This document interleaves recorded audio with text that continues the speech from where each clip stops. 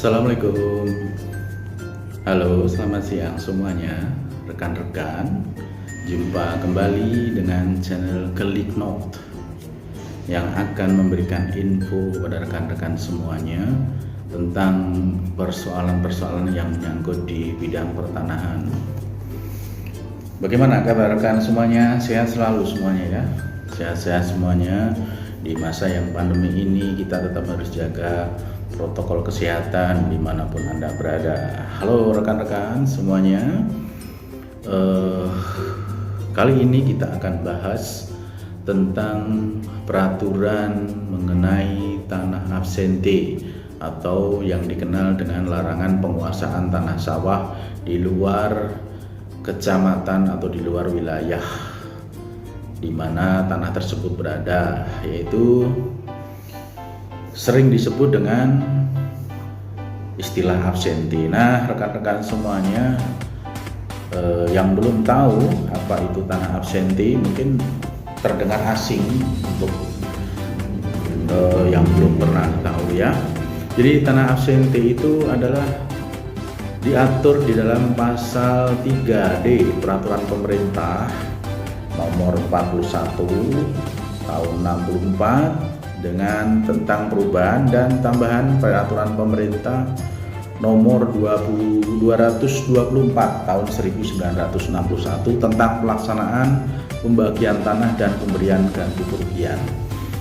Tanah absente adalah secara penjelasan umum, yaitu tanah tersebut berada di satu wilayah, misalnya kecamatan A.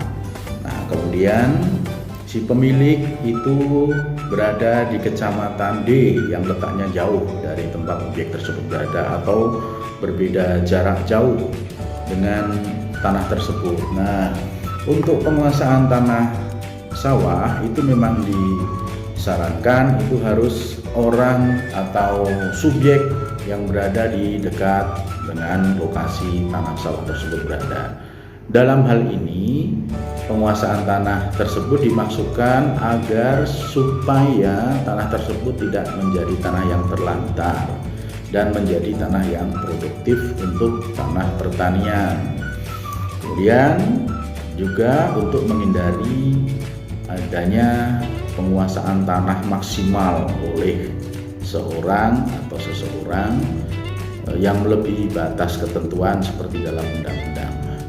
Pengecualian penerimaan tanah absente yaitu pada bidang tanah sawah dari pewarisan, dari proses pewarisan. Jadi seandainya seseorang mati meninggalkan bidang tanah sawah, kemudian ahli warisnya ada yang berada di luar kecamatan atau luar kabupaten di mana tanah sawah tersebut berada, misalnya di dekat saja ya, yaitu area di Klaten, kemudian di Yogyakarta, Boyolali, atau bahkan di Jakarta, untuk penerima warisan tidak ada masalah untuk KTP yang berada di luar mana objek tersebut berada. Ya, misalnya jauh saja, misalnya Jakarta, tidak masalah kalau itu memang benar-benar dari proses pewarisan. Akan tetapi nanti dalam sertifikat akan disebutkan bahwa dalam jangka waktu 1 tahun setelah diterimanya sertifikat tersebut, maka subjek penerima diwajibkan atau diharuskan berpindah tempat atau mengalihkan kepada orang yang berada di dalam satu objek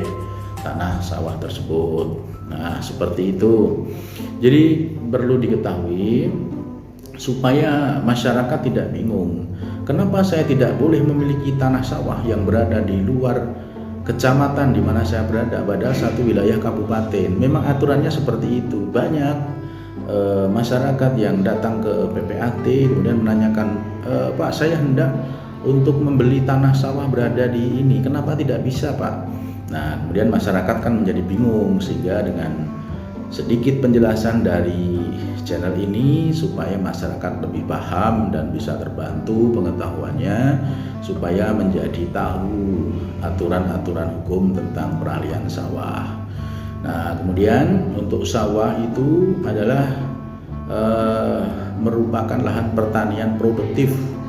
Nanti ada yang namanya mungkin statusnya bukan sawah atau pertanian, akan tetapi yaitu tegalan. Nah, di sana statusnya sama antara status tanah pertanian dengan tegalan itu sama-sama berstatus sebagai tanah pertanian. Dalam hal tanah tegalan itu juga tidak bisa, penguasaan tanahnya harus juga mengetahui atau juga mengacu pada ketentuan larangan tanah absenti. Jadi tegalan juga sama statusnya dengan tanah pertanian.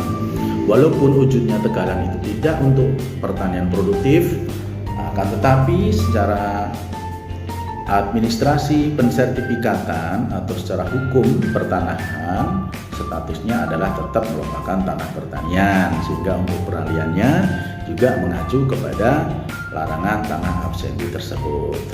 Oke, itu saja penjelasan dari kita di channel Klik Not ini.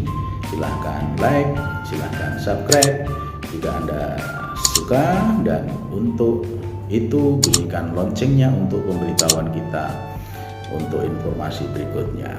Oke guys, salam sehat selalu, tetap jaga kesehatan, tetap protokol kesehatan, karena kita lihat situasi sekarang ini COVID-19 semakin merajalela.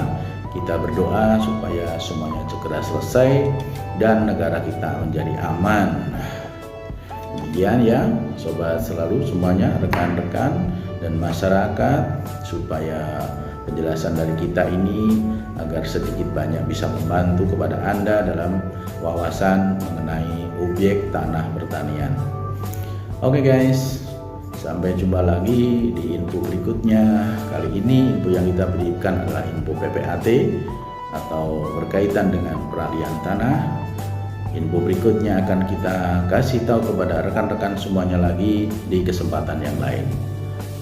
Assalamualaikum warahmatullahi wabarakatuh. Selamat siang, selamat beraktivitas, salam sehat selalu. Terima kasih.